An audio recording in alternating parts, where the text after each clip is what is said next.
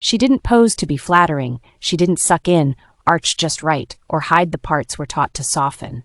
She stood bare, pregnant, glowing in that quiet, undeniable way that only comes from carrying life, and she let the world look. This Mother's Day, Hollywood didn't just celebrate moms, it undressed the myth of motherhood itself.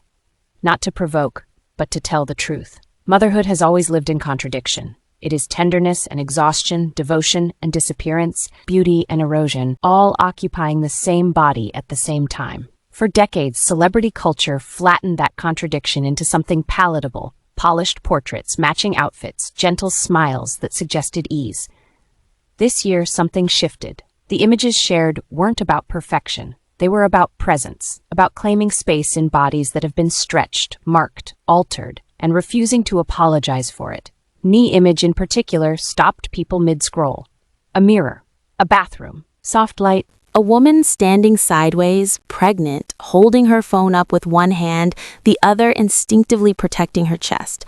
No filters, no styling, no attempt to make the body smaller than it is. Just skin, curve, weight, and quiet strength. It wasn't designed for the male gaze. It wasn't asking for approval. It was something far more radical. A woman looking at herself and saying, "This is mine." The reaction was immediate. Not outrage, not scandal, but recognition. Women saw themselves, not the fantasy version, the real one. The body that grows heavier while the world keeps asking it to be light. The body that carries life while absorbing fear, expectation, and judgment. The body that becomes public property the moment pregnancy is visible, yet is rarely allowed to be seen honestly. That honesty rippled outward. Emma Roberts shared moments with her son Rhodes, small, warm, unperformative glimpses of motherhood that didn't try to sell an image. "I love being your mommy," she wrote, a sentence so simple it almost disappears until you remember how many women are told motherhood will erase them, soften them, slow them down. Instead, her words carried pride, choice, ownership.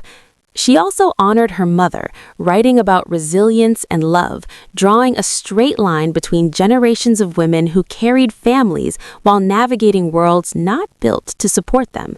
In doing so, she reframed motherhood not as a detour, but as a lineage of strength, one learned, passed down, adapted. Brooke Shields took a longer view. She honored her daughters, now grown, alongside her late mother. Her message wasn't glossy or celebratory in the conventional sense. It was expansive. She named everyone: the mothers, the stepmothers, the women longing to be mothers, the women who lost children, the women with complicated relationships, the caretakers, the stand-ins, the ones who mother without the title. It was a reminder that motherhood isn't a hallmark category, it's a lived spectrum, and that spectrum includes grief, ambivalence, rage, longing, joy, and love that doesn't fit clean sentences. Emily Ratajkowski went another direction entirely and somehow landed at the same truth.